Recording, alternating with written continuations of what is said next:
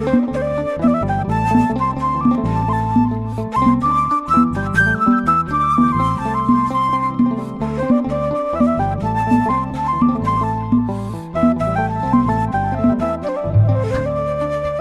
እንደምን አላችሁ? እንደምን ቆያችሁ? በያላችሁበት ሰላማችሁ ይብዛ። የእግዚአብሔር ቤተሰቦች በዛሬው በኖህ መርከብ ሚዲያ ቆይታችን ስፔሻሊ እህቶች ላይ ወይም ከእህቶች ጋር በተገናኘ በደንብ እንድሰሙኝ ይፈልጋለሁና ይሄን መልእክት በተመለከተ በየጊዜው ነው መልእክት የማስተላልፈው መልእክት ግን አሁንም ቢሆን ብዙዎች ጋር እየደረሰ ስላይደለ ማለት ነው፣ ብዙዎች እየሰሙት ስላይደለ ይህን ጉዳይ ደጋግመው ያደርጉታል። በማወቅም ሊያደርጉት ይችላሉ፣ ባለማወቅም ሊያደርጉት ይችላሉ፣ በግዴለሽነትም ሊያደርጉት ይችላሉ፣ ምን አለብኝነትም ምክንያትም ሊያደርጉት ይችላሉ። እና ብቻ ምክንያቱ ምንም ሆነ ምንም ግን እንደ ኖህ መርከብ ሚዲያ እኔ መልእክቱን አጋራለሁ። ከዚያ ሰምቶ መልእክቱን ወደ ተግባር መቀየር ደግሞ የእናንተ ድርሻ ነው። መቼም ቢሆን መቼም እኔ የሚጠቅማችሁን ነገር የሚበጃችሁን ነገር ነው ላጋራችሁ የምወደውና አሁን ላይ ስፔሻሊ በከተማችን ላይ በተለይ እህቶቻችን አንዳንዴ እንግዲህ የሚነገረውን ነገር የመረረ ነገር ቢመስልም እንኳ ቅሉ መዋጥ ይገባችኋል ብዬ አምናለሁ። አይጠቅማችሁም። ምንድነው እያስፈራራህን ነው ወይ ንገረን እንጂ የሚል ይኖራልና ከዚህ ከፀጉር ጋር በተገናኘ በየዓመቱ እንደ አይነት መልእክቶችን አጋራለሁ። ቀጣይም አጋራለሁ። ነገ ተነገ ወዲያም አጋራለሁኝ። እረፉ፣ ጥሩ አይደለም። የእናንተ ያልሆነን ነገር አታድርጉ። ማለቴ በፀጉር ብቻ አልኩኝ እንጂ በሌሎች ዘርፎችም ሁላችንም የሰው ልጆችን የሚመለከት የኛ ያልሆኑ በጣም ብዙ ነገሮች አሉ። በጣም የምወደው የመጽሐፍ ቅዱስ ጥቅስ አለ። ትንቢተ ሆሴዕ ላይ ምዕራፍ 4 ቁጥር 6 ጀምሮ ስንመለከት ሕዝቤ እውቀት ከማጣቱ የተነሳ ጠፍቷል ይላልና እውቀት መሰረታዊ ነገር ነው በዚህ ዘመን። አሁን እናንተ በተለይ ባለንበት ዘመን እምነት ብቻ ሳይሆን ድሮስ ይሁን እሺ ሰዎች ወይም አባቶቻችን በእምነት ብቻ ከእግዚአብሔር ጋር ይኖሩበት ዘመን ነበረ። አሁን ግን እምነት ብቻውን በቂ አይደለም። ዋናው ነገር እምነት ነው። ከእምነት ጋር ወይም ደግሞ እምነታችንን የምናስቀጥልበት ዘላቂ የምናደርግበት ደግሞ እውቀት ያስፈልጋል። ለምን? ብዙ ግሳንግስ የበዛበት ዓለም ስለሆነ ያለው፣ ብዙ አሸንክታብ ያለበት ምድር ወይም ዓለም ስለሆነ ያለንበት። ስለዚህ ይህን አሸንክታብና ይህንን ግሳንግስ የበዛበትን ዓለም ለማለፍ ከዚህ ለመጠበቅ እያንዳንዱን ነገር ማወቅ ተገቢ ነው። ለዛ ነው እውቀትም ያስፈልጋል። ምን አይነት እውቀት? ዓለማዊም መንፈሳዊም እውቀት ያስፈልጋል። ቢያንስ ራሳችንን ልናድን በምንችልበት መልኩ ግንዛቤዎች ሊኖሩን ይገባል። ማንበብ አለብን። ጠቃሚ ሚዲያ የሚባሉትን መከታተል አለብን። መጠየቅ አለብን። እንደዛ ካልሆነ የመጨረሻው የሰው ልጅ የተፈጠረለት ዓላማና ታርጌት ሊደርስ አይችልም። እኛ የተፈጠርንበት ዓላማ የእግዚአብሔር መንግስት መውረስና መውረስ ብቻ ነው ታርጌቱ። ቀጣይ እንመጣበታለን ማለት ምን ማለት ነው? የሰው ልጅ ከገነት ጀምሮ ዕፀ በለስን ከበላ በኋላ ወደዚህ ምድር ከወረደ በኋላ ዓለማችን በምን አይነት ውድቀት ውስጥ እንዳለች፣ በምን አይነት ውድቀት ውስጥ ቆይታ እንደነበረ፣ አሁን ላይ ምን ላይ እንዳለች፣ በምንስ ፕሪንሲፕል እንደምትመራ በተሻለ መጠን እንደ ኖህ መርከብ ሚዲያ ጋራችኋለሁ። ስፔሻሊ ከዕፀ በለስ ጋር የሚገናኘውን ሳይንስና ኬሚስትሪ፣ ሳይንስና ጥበብ ዘ ትሪ ኦፍ ላይፍ የሕይወት ዛፍ እየተባለች የምትጠራው በዚህ በአዲስ ዓለም ስርዓት መሪዎች ዘንድ ይቺ ዛፍ ማለት እንደ እንቁላል የሚንከባከቧት ዛሬ ምድራችን ላይ በዚች ዛፍ ፕሪንሲፕል ሁሉ ነገር የተተበተበ ቁልፉን የተወሰኑ አካላት ብቻ ይዘው የሚቆጣጠሩት ለመሆኑም በቀጣይ እንደ እግዚአብሔር ፍቃድ እናያለን። እንዴት የሚለውም ማለት ነው። ለዛሬ ግን በዋናነት አሁንም እንዳልኳችሁ እህቶቼ በተለይ ትኩረት እንድታደርጉ የምፈልግበት ጉዳይ ከዚህ ከፀጉር ጋር በተገናኘ የሰው ነገር አትቀጥሉ። በእርግጥ ትናንትም ከትናንት ወዲያም በሰራነው በተነጋገርንበት መልእክት ላይ በኖህ ዘመን የነበሩ የወደቁ መላእክት የሚባሉት ዘፎሎን ኤንጀልስ ያስተማሩት ነው። ይሄንን ጥበብ ለሰው ልጆች በመግለጣቸው ምክንያት የሰው ልጆች ላልተገባ የኃጢአትና የርኩሰት የመዳራት ህይወት እንዲዳረጉ አድርጓቸዋል ነው። ይሄ ሲባል እህቶችም ማናኛችን ብንሆን ራሳችንን አንጠብቅ ማለት አይደለም። ትክክለኛ የሆነ ራሳችንን የምንጠብቅበት መንገድ ስርዓት አለ። ቤተክርስቲያናዊ የሆነ ስርዓት፣ ሃይማኖታዊ የሆነ ስርዓት አለ። ከዛ ውጭ የሆነ ግን የምዕራቡ ባህልን የህንዱን ዓለም በተለይ ፀጉር ሲነሳ ሴቶቻችን የሚያደርጉት የሚገዙት ያውም ቀላል ብር አይደለም የሚገዛው ማለት ነው። አሁን ምን ችግር አለው የሚል ሰው ይኖራል፣ ለማያቅ ለማይገነዘብ ሰው ማለት ነው። አሁን እሱን ነው መነጋገር ያለብን። ችግሩ ምንድን ነው? ለምንድን ነው እንዲከለከል የምታደርጉት? ይሄንን መልእክት ተናግረንም ደግሞ ገንዘቡ የሚያጓጓው ሰው ይኖራል። በዚህ ስራ ላይም የተሰማሩ እህቶች ወንድሞች አሉ። ግን በእኛ ቢዝነስ ላይም ዘመትክብን የሚል ሰው ሊኖር ይችላል። ግን ከሰው ልጅ ነፍስ አይበልጥም። አንዳንድ ጊዜ የፈለገውን ነገር የሚያዋጣ ነገር ቢሆንም እንኳ ከእግዚአብሔር ጋር የማያገናኝን ነገር ከሆነ መተው አለብን። ለምን ያክል ዘመን አሁን እናንተ ባለንበት ዘመን ያው 50 እና 60 እንኳን የሚሞላ ዕድሜ መኖር በማንችልበት ዘመን ለምን ከተባለ ወጥመድ የበዛበት ዓለም ስለሆነ እድሜያችንም በዛው ልክ እያጠረ ነው ያለው። የሰው ልጅ በዚህ ምድር ላይ ሲኖር ከአባቶቻችን ጥንት ከነበሩት የሰው ልጅ ዕድሜ እንዴት እየቀነሰ አሁን ላይ ምን ላይ እንደደረሰ በኖህ ዘመን 120 ደርሶ በእናዳም ጊዜ በእንደማቱሳላ ጊዜ 900 ምናምን እየኖሩ የኖህ ላይ ግን ሲደርስ 120 ደረሰ። ከዛ ወደ እነ ዳዊት ስንመጣ የሰው ልጅ ዕድሜው 70 ነው፣ ቢበዛ 80 ነው። ከዛ በኋላ ግን ድካም ነው ብሏል። አሁን ደግሞ የነ ዳዊት አይደለም። አሁን የአዲስ ዓለም ስርዓት ነዋሪዎች ዕድሜያችን አማካይ ዕድሜያችን ምን ላይ እንደደረሰ ሁላችንም የምናውቀው ነው። 50 እና 60 ወጣት በወጣት ነው እየተቀጨ በወጣትነቱ ነው አይደለ እየተቀጨ ያለው ሁላችንም 20 30 40 50 60 ማክሲመም ሄደ ከተባለ 60 ነው ትልቁ አሁን ዕድሜ። ስለዚህ በዚህ ሚዲያ ላይ አሁን ይሄን መልእክት እየሰማን ያለን እህቶች ወንድሞች፣ ወደድንም ጠላንም የዕድሜያችንን ግማሽ ምናልባትም ከዛ በላይም የተጓዝን ልንኖር እንችላለን። ስለዚህ ቢያንስ እስከዛሬ ያላወቅነውን ነገር ያልተረዳነውን ነገር በዚህ ሰዓት ይሄንን መልእክት ሰምተን ወደ ቀልባችን ወደ ልባችን ተመልሰን ተዉ የተባለውን ነገር ማቆም ከኛ ይገባል። ተዉ የምንለው ስለማይጠቅም ነው። እንዳለመታደል ምድራችን እየተመራች ያለችበት ግሎባላይዜሽን ዓለም አቀፋዊ ስርዓት ለመመስረት እየተሰራ ባለበት እንቅስቃሴ አንዱ የዛ ሰለባ ወይም አንዱ የዛ አካል ስለሆን የኛም ሀገር የዛ አንዱ አካል አልፎ ተርፎም ከዛም ደግሞ ስናጠበው እንደ ክርስትና የዛ ሰለባ ስለሆነ ነው። ይሄን እምላችሁ አብዛኞቻችን ኦርቶዶክሳውያን እህቶች ወንድሞች አሁን ያልኳችሁን ባዕድ የሆነ ነገር ፀጉራችን ላይ እንቀጥላለን፣ ጥፍራችን ላይ እንቀጥላለን፣ የኛ ያልሆነውን ነገር ማለት ነው። ይህም በተመለከተ ከዚህ በፊት ሰርቼበታለሁ ብያችኋለሁ። ከባዕድ አምልኮ ጋር የሚገናኝ ነው ፀጉር። በተለይ ወደ ሀገር ቤት ኢምፖርት ኤክስፖርት የሚደረጉት እነኚህ ሰው ልጅ ፀጉሮች ሴቶቹ መጀመሪያ ሲቆረጡት ለአምልኮ ነው፣ ለግብር ነው። በነገራችን ላይ ለአምልኮ መስዋዕት ማለት ነው። እኛ ለቤተ ክርስቲያን መባ እንደምናቀርበው ሁሉ ማለት ነው። ለአምላካችን ለእግዚአብሔር የተለየ መባ መስዋዕት እናቀርባለን። ወይም አቤልና ቃኤል፣ አቤል ለእግዚአብሔር የተለየ ጠቦት ጥፍሩ ያልዘረዘረ ቀንዱ ያልከረከረ በግ ለይቶ ለእግዚአብሔር መስዋዕት አቅርቧል። እግዚአብሔርም የአቤልን መስዋዕት እንደወደደው ማረጋገጫ የሆነው ዘንድም ከሰማይ እሳት ወርዳ በላችለት። የቃኤል ደግሞ ያው ቃኤል ገበሬ ነው፣ እንክርዳዱን ነበር ያቀረበለት አይደለ? እግዚአብሔር አይበላው ብሎ ማለት ነው። ምን ላችሁ ፈልጌ ነው፣ ለእግዚአብሔር መባ ይቀርባል።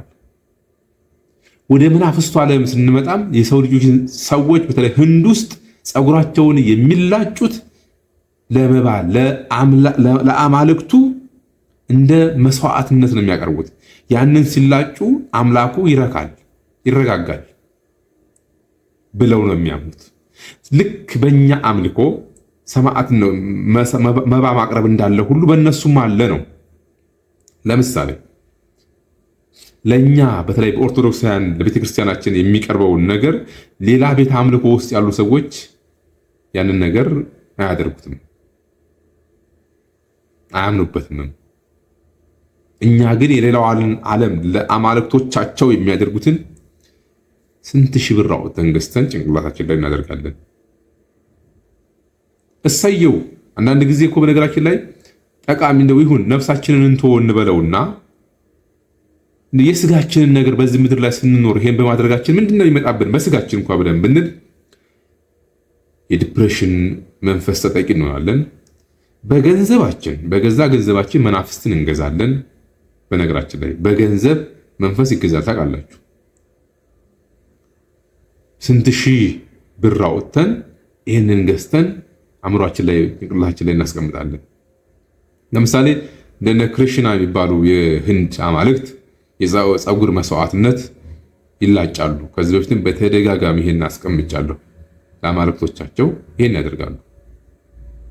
ከዛ እንደውም ህንድ ውስጥ እንደ አይነት ነገሮች ብዙም እዛው ይሄ ፀጉር እዛው በተላይተው አንዱ ያንዱን አይጠቀሙም። ግን ወደ ሌላው ዓለም ግን ይሸጣል ማለት ነው። በደንብ ተደርጎ ኬሚካል ተጨምሮበት እንደውም አሁን ላይ እንደውም ከረንትሊ ሰሞኑን የሰማሁት ምንድነው በተለያየ ኬሚካል ተደርጎ በደንብ ተስተካክሎ ስለሚባል ያ የሚደረግበት ኬሚካል ኢቭን ለካንሰር እንደሚያጋልጥም ሰሞኑን ራሱ አንድ ዘገባ እየሰማሁም ጭምር ነበረ። ነፍሳችን ተነው ራሱ ለስጋችንም በስጋዊ ህይወታችን ሳይቀር ምን ያክል ጉዳት እንደሚያደርስብንም መገንዘብ አለብን። እንደው የነፍሳችን ነገር እንቶ መንፈሳዊነቱን እንኳን እንቶ ብንል እንኳን ማለት ነው። ሌላስ መናፍስት ቀጥታ ወደኛ ነው የሚመጡት። በነገራችን ላይ ለመናፍስቱ ዓለም ነው ብንቸግራቸው እነሱ አባላቸውን እያበዙ ነው የሚሄዱት በመላው ዓለም። ለምን ያን ፀጉር ያደረገ ዝም ብሎ አይደለም። ለምን ያ ሰው የተላጨው ለመንፈሱ መስዋዕት አርነት ሰማዕትነት እንደ መስዋዕትነት የሚያቀርበው መንፈስ አገር ላይ አንድ አገር ላይ ገደብም እንዲተላይተ ኢትዮጵያ ይመጣ መንፈሱ ዝም ይመጣል አብሮ ስፕሪቱ። ብዙ ሰዎች አሁን በጣም ጭንቀት ውስጥ ናቸው፣ ጨነቃሉ፣ ሰላም የላቸውም፣ እንቅልፍ የላቸውም፣ ሀብት ገንዘብ አያፈሩም። በቃ ገንዘብ ራሱ ቢያገኙ እንኳን በረከት የላቸውም። ለምን? መንፈሱ አለ፣ መንፈሱ ይወስደዋል የፀጉሩ ጌታ። ይሄ ብቻ አይደለም። በተደጋጋሚ በተለይ ከአንድ ዓመት በፊት ይሁን ከሁለት ዓመት በፊትም ስለ ሜዲቴሽን አንስተን ዮጋ በስፖርት ስም የሚደረግ አሁን ይህን ሳነሳ ስፖርት አትስሩ፣ እንቅስቃሴ አታድርጉ እያልኩኝ አይደለም። እነዛ የሚል አስተምሮ የለም። ግን በእነሱ ፕሪንሲፕልና ህግ መመራት የለብንም ነው። እያንዳንዷ ዓለማችን ላይ የምትደረገን ነገር ከጀርባዋ ባዕድ አምልኮ አለባት። እያንዳንዷ ቅድም መግቢያ አካባቢ ላይ ያልኳችሁ ዘ ትሪ ኦፍ ላይፍ በሚለው በጠቀስኩት ሀሳብ ላይ ምን ምንጩ ምን እንደሆነ በደንብ አድርገን ለማየት እንሞክራለን ወደፊት። እያንዳንዷ ነገር ከየት እንደምትቀዳ ምንጯ የት እንደሆነች ማለት ነው። ለዛ ነው ህዝቤ እውቀት ከማጣቱ የተነሳ ጠፍቷል ይላል መጽሐፍ ቅዱስ። እውቀት ዛሬ እውቀት ባለመኖሩ ምክንያት ብዙዎቻችን ልክ መስለው የታዩን ወይም ልክ እንደው ሙጭጭ አድርገን እንደ ባህል እንደ እምነት የያዝናቸው በጣም ብዙ በርካታ ነገሮች አሉ። ከነዚያ ነገሮች ለመላቀቅ የራሳችንን አርጊውመንት ጭምር እስከማቅረብ መረጃ ማስደገፊያ እስከማቅረብ የደረስናለን። በእርግጥ ወደን አይደል ላይሆን ይችላል። ብሬኖች ተደርገን ከልጅነታችን ጀምሮ ፊድ ተደርጎ አእምሯችን ተሞልቶ እውነት ማለት ያ ብቻ እንደሆነ ተነግሮን ስቲል ነው ግን ያ ነገር እውነት መስሎ ታየን። ግን ከጀርባው ግን ባዕድ አምልኮ ያለበት በጣም ብዙ ነገር አለ።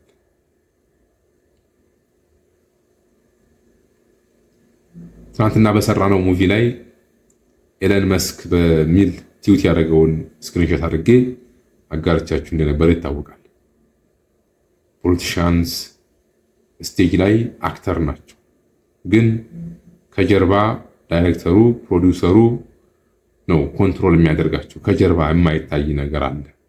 በትሪ ኦፍ ላይፍ ፕሪንሲፕል ለምሳሌ እናንተ ስትሄዱ ጥላ አላችሁ፣ የሚታዩ ሰውነታችሁ አለ፣ የዚህ ሰውነታችሁ ደግሞ ጥላ አለ፣ የማይታይ ሂድን ነው። ከእናንተ ተለይ ብቱት አይለይም። አንድ ዛፍ ለምሳሌ ብትሄዱ ዛፉ የራሱ ጥላ አለው። ጥላ ማለት ስውር የማይታይ እንደማለት ነው፣ ግን ደግሞ ያለ ነው። ጥላ የሚታየው ለምሳሌ ፀሐይ ስንኖር ነው አይደለ? በዝናብ በደመና ስትሄዱ እናንተ ስትሄዱ ጥላችሁ አይታይም። ጥላችሁ አልታየም ማለት ጥላችሁ የለም ማለት አይደለም፣ አለ ሂድን ነው። ስለዚህ ትሪ ኦፍ ላይፍ ላይ ከባላና ክሊፎት የሚባል አለ። ዘ ሂድን ፓርት ኦፍ ካባላ ኢዝ ክሊፎት ይባላል። እዚህ ከባላ ላይ 10 ሰፈሮች፣ በነገራችን ላይ ይሄ ካባላ የምላችሁ አዳምና ሔዋን ዕፀ በለሷን ቆርጠው የበሉባት ዛፍ ናት እና ዘ ትሪ ኦፍ ላይፍ ይሉታል። ይሄ ዛፍ ይሏታል። አዳምና ሔዋን ዕፀ በለሱን ሲበሉ አይኖቻችሁ ተከፈቱ። በኢሉሚናቲ ዓለም ያለውን አስተምሮ ነው እየነገርኳችሁ ያሉት፣ ወይም ደግሞ የአዲስ ዓለም ስርዓት መሪዎች በሚያምኑትና በሚያቀነቅኑት ዘንድ ያለውን ሪያሊቲ ነው እያወራን ያለው እንጂ በእኛ በክርስትናው ዓለም በኦርቶዶክስ ዓለም ያለውን አስተምሮ አይደለም። እኛ ስለ ክሊፎትና ስለ ከባላ አጀንዳችን አይደለም። የመናፍስት ዓለም አስተምሮ፣ የጥንቁልና ዓለም አስተምሮ ስለሆነ በተደጋጋሚ ይሄን የምንነጋገረው ግን ለምንድን ነው ከተባለ እግዚአብሔራዊ መንግስት ወይም እግዚአብሔራዊ ቃል ሳይሆን አሁን ዓለም ላይ በደንብ እየሰፋ ያለው ሰይጣናዊ ሐሳብ ነው። ስለዚህ ይሄ ከሆነ ደግሞ የሰይጣን መነሻውንና ዓለምን የሚያጠምድበትን ወጥመዶችን መነጋገር ተገቢ ነው። ለዛ ነው በዚህ ደረጃ እያነሳን ያለንበት ምክንያት። ለምሳሌ ሜዲቴሽን ሲባል ተመስጦ ነው። ተመስጦ በእኛ እንደ ሱባኤ ብለው ሰዎች ሊጠቅሱት ይችላሉ። ሱባኤ ግን አይደለም። እኛ ለምሳሌ አንድ ሱባኤ ሁለት ሱባኤ እያለ ለብቻው አርምሞ ሊይዝ ይችላል። ከእግዚአብሔር ጋር ለመገናኘት፣ ከመላእክት ጋር ለመገናኘት፣ ከቅዱሳን ጋር ለመገናኘት። ያው ሰይጣን ለአመዱ ምንድነው ይባል፣ ሌባ ለአመዱ ዳቦ ልሳን እንደሚባለው ሁሉ ሰይጣንም ያው የጨለማ አበጋዝ ስለሆነ በተቻለ መጠን ራሱን የብርሃን መልአክ አድርጎ ይገልጣል እንደተባለው ሁሉ ከእግዚአብሔር ጋር ራሱን ለማመሳሰል ከመንፈሳዊ ማንነታችን ጋር ለማመሳሰል የማያደርገው የለም። ጀስት ለክ አሁን በፕሮቴስታንቱ ዓለም ስትመለከቱ የውሸት ጥቅስ እንደሚጠቅሰው ሁሉ ማለት ነው፣ እናንተን ለማታለል ማለት ነው። ስለዚህ ሰይጣን በዚህ ዓለም ላይ በተለይ አሁን የለም እስከሚባል ድረስ ልትለዩት በማችሉት መልኩ የእሱን ስራ ሰዎች ወክለው እየሰሩለት እንደሆኑ ስንቶቻችን ነው የምንገነዘበው? ስለዚህ ሂድን ፓርት አለ። ያ ሂድን ፓርት ወይም የተሰወረውን ፓርት ላይ ወይም ሁኔታ ላይ ሆኖ ዓለምን ረን እያደረጉ ያሉ አካላት ሴክሬት ሶሳይቲ እየተባሉ የሚጠሩት ወይም ደግሞ የአዲስ ዓለም ስርዓት መሪዎች የሚባሉ ወይም ደግሞ ዓለምን በግሎባላይዜሽን ማዕቀፍ ወደ አንድ መንደር ማምጣት የሚል ሙቭመንት ከጀመሩ 200 እና ከዛ በላይ ዓመታትን አስቆጠሩ አካላት በዋናነት የሚመሩበት ይሄ ቅድም ያልኳችሁ ዘ ትሪ ኦፍ ላይፍ የህይወት ዛፍ ይሉታል። የህይወት ዛፍ ማለት አዳምና ሔዋን ዕፀ በለሱን ሲበሉ አይኖቻቸው እንዲከፈቱ ያደረገ ዛፍ ነው። ያ ዛፍ አሁን ላይ ክሊፎት ኤንድ ከባላ በሚል ተሰይሞ ከሰው ልጆች ማንነት ጋር እንዴት እንደሚቆራኝ ለማየት እንሞክራለን በቀጣይ። ለማንኛውም ፀጉርን በተመለከተ የሚገዙትን በተመለከተ እስኪ አንድ እህታችን የምትናገረውን ነገር እንደ ምስክር እናድምጣት። አንድ ነገር አንድ ጓደኛ አለች ዩቲዩብ አላትና ገጠመኛው ላይ ስታወራ ልጅቷ ራሷ ነገረቻት። ሂውማን ተሰፋለች እዚህ ቦሌ አካባቢ መጥቼና እንደዚህ በሁለት ሰርች ሻሻ አድርጌ ተኛዋለች። ወደ ባብ ተቀይሯል። ትክክለኛ ታሪክ ነው የምነግርህ። እሺ ሁለቱም ተጠባብ ሆኖባታል። ምንድነው በቃ የሆነ ባድ ነገር ይሰማኛል አለች። ምንም አልገባትም። እሷ አላወቀች። መብራት ናብቼ ሳይ ይሄና ይባባላለች። ከዛ ስጮ ቤተሰቦቼ መጥቷለች። በመጥረቢያ ቁርጥ አረጉትና ጣሉልኝ ከላይ ያለች። እነሱ ቁርጥ ሂውማን ለሷ ምን ይታያል? እባብ ሆኖ ቁረጡልኝ ያለች ነው። ከዛም ተረጋጋሁ ምናምን እሱ መጥቷለች። መናፍስቱ በመስኮት ገብቷለች። ልጄን ገደልሽብኝ አለቅሽ ብሎ ይመጣል። ከዛም በኋላ ይሄ ነው እንዲሰሙት የፈለግኩት። ልጅቷ እንግዲህ የጓደኛዋን ታሪክ ሰምታ ነው ማለት ፀጉሯን እንግዲህ ተሰርታ በሁለት አድርጋ እንግዲህ ፀጉሯን በዚህና በዛ አድርጋ ሁለቱ ልክ እንደ እባብ ነው። ለሰዎቹ ፀጉር ነው የሚመስለው፣ ያው ዊጉን ማለት ነው ማኔሩን። እሷ ግን አውቆ ነው የሚታያት። ከዛ ቆረጡላት። ሲቆረጥ ምንድን ነው ያለው? ልጄን ቆረጣችሁብኝ። አያችሁት? እጅግ በጣም አደገኛ ነው የምንለው ለዚህ ነው። ደግሞ እኮ በስንት ሺህ እንደሚገዛ እኮ በመቶ ሺዎች እኮ ነው ደግሞ የሚገዛው። በቀላል ብር እንኳ አይደለም። ለምን? የሰይጣን የሆነ ነገር ሁሉ ውድ ነው። የእግዚአብሔር የሆነ ነገር ነው ርካሽ። የእግዚአብሔር የሆነ ነገር ማለት ነው እያጣጣልኩኝ አይደለም። እግዚአብሔር ለልጆቹ ሁሉን ነገር በነፃ ነው የሚሰጠው። ዲያብሎስ ግን በውድ ነው የሚሰጠው። አያችሁ፣ እኛ አሁን ውሃው በነፃ ነው፣ ያው ምድራዊውን አሰራሩን ተዉትና፣ እግዚአብሔር ግን በነፃ ነው ውሃን የሰጠው። የሰው ልጆች በራሳቸው አስተካክለው ምን ብለው ቆጣሪ አስገብተው ገንዘብ ቢሰበስቡበትም እንኳን ቅሉ እግዚአብሔር ውሃን በነፃ ነው የሰጠው። ጥምቀት ለምሳሌ በነፃ ነው በውሃ ለምንጠመቀው። ማንም ሰው ሊያገኘው በሚችል ነገር ፀሐይ በነፃ ነው። አየር ምን ተነፍሰው በነፃ ነው። ተኝተን ስንነሳ ጥበቃ የሚደረግልን በነፃ ነው። አያችሁ፣ የእግዚአብሔር ይሄ ነው ሁሉ በነፃ ነው። እግዚአብሔር እንዴት እንደሚወድ ነው። የሰይጣን የሆነ ነገር ሁሉ ውድ ነው። ደግሞ የሚገርመው ውድ ሆኖም ደግሞ ለእኛ ምንም ጥቅም የለውም። ለማሰናከያ ነው የምንጠቀምበት። ስለዚህ እህታችን ያለችውን ሰምታችኋል። እባብ ሆኖ ይታያል። እባብ ተኝቶ የሚቃይ ሰው ይሆናል። ዲፕሬሽን ውስጥ የሚገቡ ሰዎች አሉ። ባይዘው የሚቃወሱ ህይወታቸው ሁሉ ምስቅልቅል ያሉ። ለምን? በገዛ ብራቸው ገዝተው። ይሄን ባለማወቅ የምታደርጉ እህቶች፣ ወንድሞች ከዚህ አይነት አስተምሮ ይሄን አይነት አስተምሮ የምንናገረው ለምንድን ነው? ተው፣ ይቅርባችሁ ነው። ተው። ይሄ ብቻ አይደለም፣ በሌሎች ዘርፎችም እንደዚህ እንናገራለን። ከዚህ በፊት አስታውሳለሁ አንድ እህቴ ስለ ሜዲቴሽን ተነጋግረን ሜዲቴሽን አስጀምረዋት ጀምራ መጨረሻ ላይ ግን መተኛት ሁሉ አትችልም። በቃ ባለች የሆነ ቦታ ላይ ተቀምጣ ባለችበት ሰዓት መናፍስት ይመጣሉ። ሌላ ዳይሜንሽን ላይ ወደ ሌላ ፖርታል ኮኔክት እንድታደርግ ነው የሚጠይቋት። በቃ አንድ ነገር አጉል ነው አትልመዱ። ከለመዳችሁ ከዛ ነገር ለመውጣት ዋጋ ያስከፍላችኋል ነው። በማወቅ የምታጠፉ ሰዎች እንግዲህ አውቁ የትኛም ቢቀሰቅሱ ሳይተማ ነው አይሰማም ነው፣ ምንም ማድረግ አንችልም። ባለማወቅ የምታደርጉ ሰዎች ግን ይሄን ነገር ወቁ ነው። ከዛሬ ጀምሮ ይሄን ለማለት ነው ዛሬ ይሄንን ላጋራችሁ የመጣሁት። አትግዙ። ፀጉር ብቻ አለ እንጂ ሌሎችንም እያነሳን እንነጋገራለን። ዛሬ ብዙ ነገሮች እየጠፉ ነው ያሉ ባይዘጉ። ይሄ እንደው ብዙ ነገር ሀገራችን ላይ አሁን ባህል፣ እምነት፣ እሴት፣ ማንነት ይባው እየወደመ ነው ያለው። ለምን? ዘንዶ እንዴት እየሰራ እንደሆነ በደንብ መረዳት አለብን። እውቀት በጣም ያስፈልጋል። እንዴት አይነት ወጥመድና ምን አይነት መረብ ተዘርግቶልን እንዳለ ዓለም ላይ መገንዘብ አለብን። ይሄን ዓለም አትውደዱ ተብሏል። ባይዘው ይሄን ዓለም አትውደዱ ማለት ምን ማለት ነው? መቼም ጋራው፣ ተራራው፣ ወንዙ፣ ሸለቆ እንዳይደለ ይታወቃል። የዛ ዓለም አሸንክታብን ተው ነው በቃ። ዋኔሩን ተው፣ ጥፍሩ መቀጠሉን ተው፣ ዝሙቱን ተው፣ ኮከብ ቆጠራውን ተው፣ ዘረግነቱን ተው። ይሄ ነው የዓለም ግብር። የዚህ ዓለምን አምሮት ተው ተብሏልና መተው አለብን ነው። ግን ዝም ብሎ የሚተው አይደለም። እውነት እናውራ ከተባለ አሁን ለምሳሌ አሁን ባለንበት ክረምት ተራ ነገሮች ብዙ ጊዜ አላቸው። ስለ እግዚአብሔር የሚናገር ግን ጥቂቶች ናቸው የሚሰሙ፣ በጣም ጥቂቶች። በእርግጥ አይደንቅም። ከ5 ገበያ በላይ ያክል ህዝብ እየተከተለው በልባቸው ሲከተሉ የነበሩት በጣት የሚቆጠሩ ነበሩ። ምን ያክል ቤተሰብ ነበረ እግዚአብሔር የእሱ አድርጎ 120 ቤተሰብ አይደለም። ከ5 ገበያ ህዝብ በላይ ሲከተለው ቆይቶ የተገኘው ግን 120 ብቻ ቤተሰብ። 12ቱ ሐዋርያት፣ 36 ቅዱሳን አንስትና 72ቱ አርድእት ናቸው የተገኙት። አዲስ ነገር አይደለም። ዲያብሎሳዊ የሆነ ነገር ተራ በዚህ ምድር ላይ ብቻ ከዚህ ከፀሐይ በታች በሚቀር ነገር እንቶፈንቶና ትርኪ ምርኪ ነገር ላይ ግን ብዙ እይታ አለ። እኔ እንብላችሁ የኔ ቻናል ለምን ብዙ አልታየም ወይም ቪ የለውም እሱን እያልኩኝ አይደለም። የምሰራውን አጀንዳ ስለማውቅ ብዙ ነገር እንደማያመጣ ቃለሁ። ግን ደግሞ እውነቱን ተከትሎ መሄድ፣ መንፈሳዊ የሆነ ነገር ተከትሎ መሄድ፣ ፍሬ ያለው ነገር መስራት የተሻለ ነው በሚል ነው እንጂ ምን ቪው እንደሚያስገኝ ስለጠፋ አይደለም። ግን አይጠቅም፣ እሱ አይረባም። ህሊና መዋሸትም አይጠቅም። እግዚአብሔር የማይደስትብን ነገር ማድረግም ልክ አይደለም።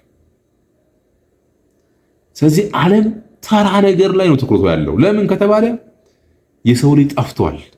እውነት ለምናችሁ መፍረድ አይደለም፣ የምናየው ነገር ስለሆነ ማለት ነው። ቅዱስ ዮሐንስ አፈወርቅ በአንድ ወቅት ቤተክርስቲያን እየሰበከ እያለ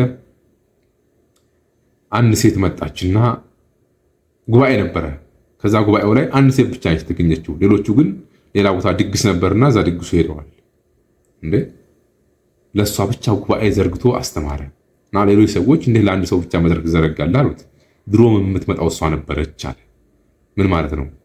በእግረ ልቦኗ ስትመጣ የነበረችው እሷ ነው። ዛሬ በተመሳሳይ ቀን ቤተክርስቲያን ጉባኤ አለ ቢባልና ኳስ አለ ቢባል ማንኛው ጋር ነው ሰው የሚበዛው? እሱም መልሶ ለእናንተ ተዋለሁ። ዓለም እዚህ ላይ ነው ያለችው። ለነፍስ የሚጠቅመውን ጉባኤ ሳይሆን የሚሳተፈው ለጊዜያዊ ስሜት ነው ሰው ትኩረት ይሰጣሉ። ይሄ ደግሞ ምን ማለት ነው? ዲያብሎስ እንዴት አድርጎ የሰው ልጆች ያውቃል። እሱ ጠንቅቆ ዲያብሎስ ዓላማውን የሚስት አይደለም፣ እኛን ዓላማችንን እየሳትን ያለ ነው እንጂ። ስለዚህ ባጭሩ ይሄን ለማለት ነው። አበዛሁኝ።